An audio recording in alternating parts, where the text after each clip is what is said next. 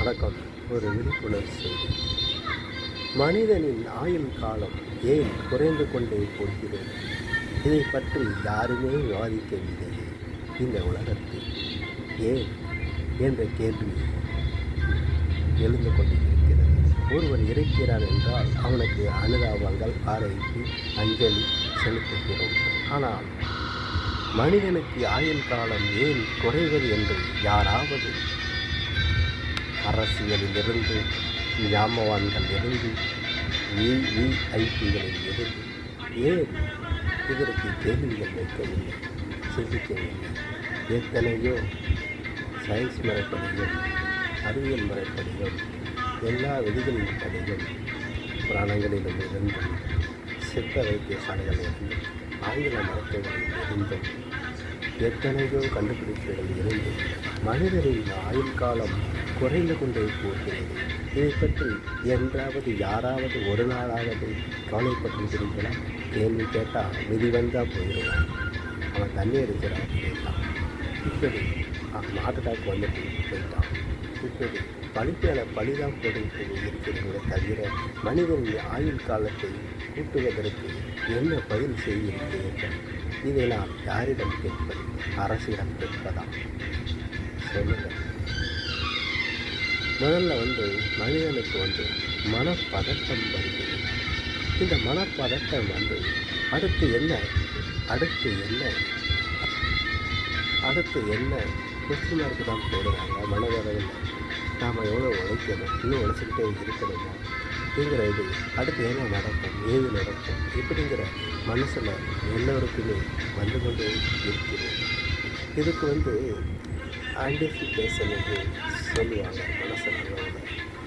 அதாவது மன அழுத்தம் வரக்கூடாது தான். ஆனால் மன அழுத்தம் வருவது என்றன்னா பணமுறையால் இருக்கலாம், ஆசை, பேராசை, இப்படி சொல்லிக்கொண்டே போகலாம். ஏதாவது ஒரு மன அழுத்தத்தின் மூலமாக நம் மனதை சோர்வடைகிறது.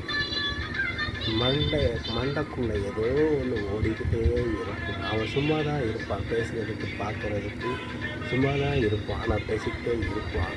ஆனால் அதையும் மீறி ஒரு மண்டைக்குள்ளே ஓடிக்கிட்டே இருக்கும். அது என்ன செய்யுது?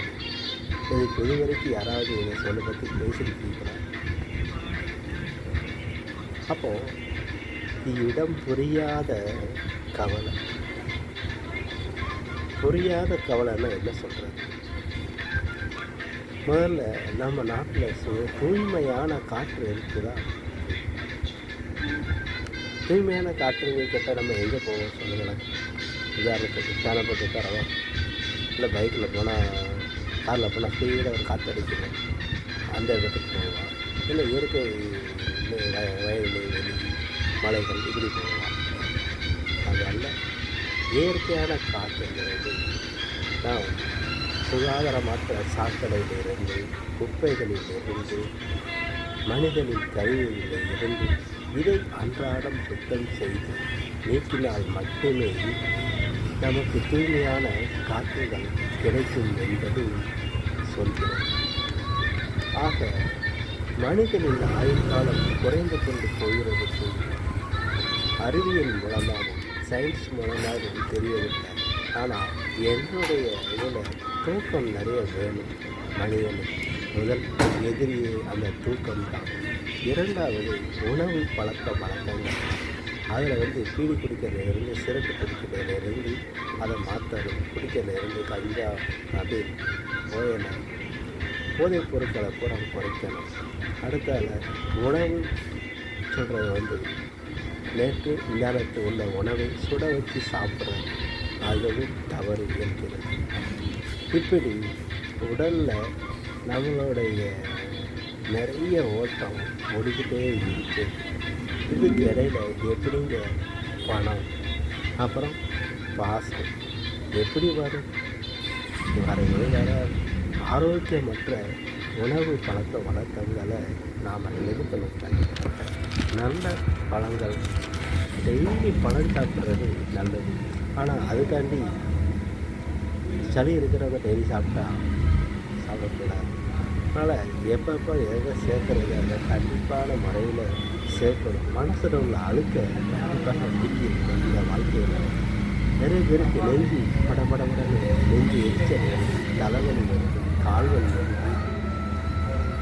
என்னை மீறி எதுவும் நடந்து விடுமோ என்கிற ஏக்கமும் பயமும் தான் மனிதனின் வாழ்வை குறைத்து கொண்டு இருக்கிறது. நாம் இறந்து விடுவோமோ போவோம், தூங்குவதற்கு முன்னரே நாம் காலையில் எந்திரிப்போமோ இல்லையோ என்கிற ஏக்கமும் இருக்கிறது.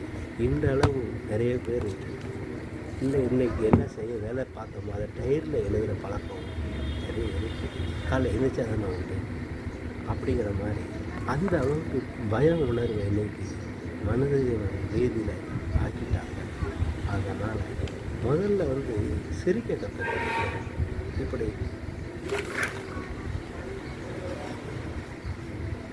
இப்படியே இருக்க பழகாதீங்க தயவு செய்து.